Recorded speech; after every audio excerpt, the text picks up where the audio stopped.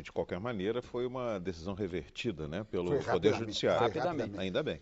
Mas é que o meu medo no caso, é que cria-se, digamos, esse tipo de recurso, ele fica banalizado. Quer dizer, então, como aliás já acontece com frequência, né? Quer dizer, a censura judicial, não é do executivo, a censura judicial hoje virou uma rotina no Brasil. Nós temos umas situações muito desagradáveis, sendo que a do Estado de São Paulo e outros casos em que, digamos, o aparelho censor é o judiciário, quando, ao contrário, ele devia ser o aparelho garantidor da liberdade. Como é que você vê, assim, sob o ponto de vista mais amplo? Pois é, eu não sou advogado, mas eu me lembro de ter visto quando essa ação que diz respeito ao que está acontecendo com o Estado de São Paulo chegou ao plenário do Supremo, eu acompanhei o julgamento e me lembro que houve uma divergência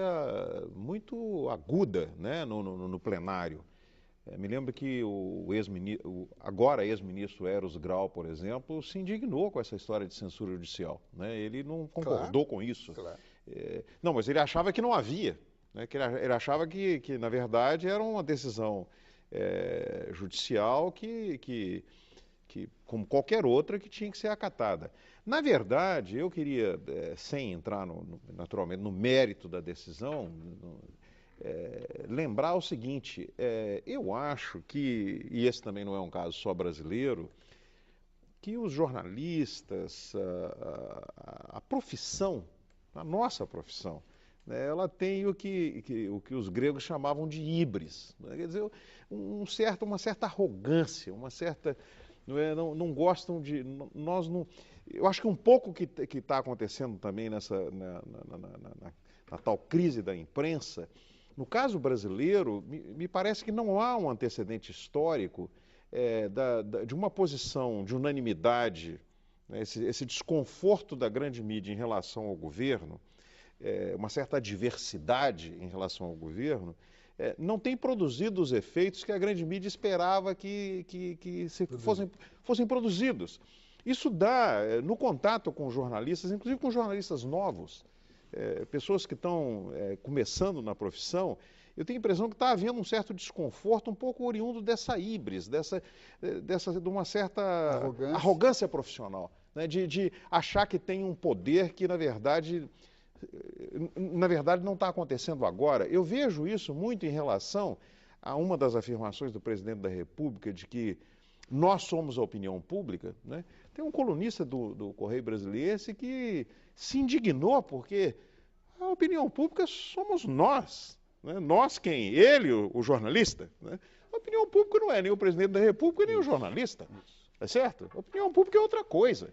Eu, algum tempo atrás, escrevi que a opinião pública, existem algumas expressões e palavras, como opinião pública, democracia, cujo próprio significado faz parte da disputa política. E essa híbris jornalística quer chamar para si. Há uma comentarista também da rede CBN que gosta muito de falar isso, né, de que nós, a opinião pública, quer dizer, não é só a formação da opinião pública, é trazer para si próprio a opinião pública. Evidentemente, isso é um engano, né? Não existe isso. Agora, existe um dado aqui que nós temos que, eu tenho a impressão de que nós temos que registrar para uma diferenciação, que é o seguinte: embora quando a gente fala em mídia, a gente generaliza, porque é o conjunto de veículos, mas a mídia eletrônica está se comportando de uma forma muito mais digna do que...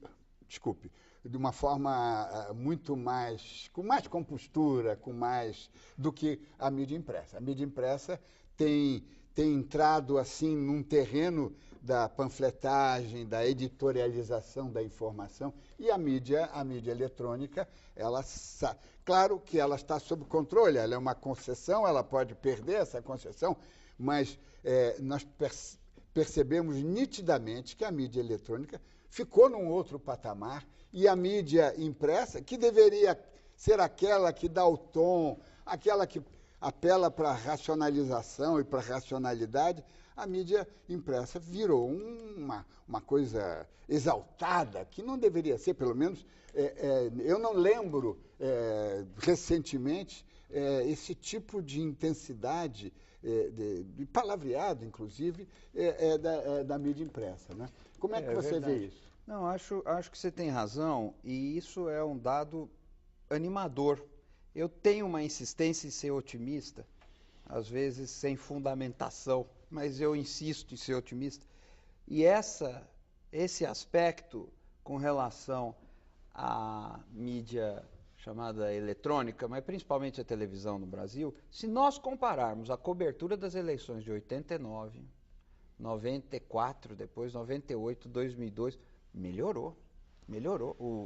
Nós temos hoje algumas reportagens de qualidade e relevantes. E isso nós observamos também nos debates que acontecem nas emissoras de televisão, reconhecidas igualmente por todos os candidatos como fórum legítimo do debate de ideias. Então, eu estou de acordo com você. Eu queria fazer uma pequena observação, que eu tenho muita dificuldade com o conceito de grande mídia, porque Sim. Quando nós falamos em grande mídia, eu não sei do que nós estamos falando, por exemplo, dos jornais populares que têm uma alta tiragem. Nós estamos falando de todas as redes de televisão, nós estamos falando de todas as semanais. Eu tenho dificuldade com esse conceito. É a mesma coisa de chamar de música clássica ou música erudita. Pois né? Mas essa bate direto. E aí, aquela ideia, eu não sei se existia no ambiente da imprensa alguma expectativa de causar algum efeito com esse editorial ou com aquela... Pode ser que exista, mas a verdade histórica é que nunca a grande imprensa liderou as massas, nem no Brasil e nem em lugar nenhum.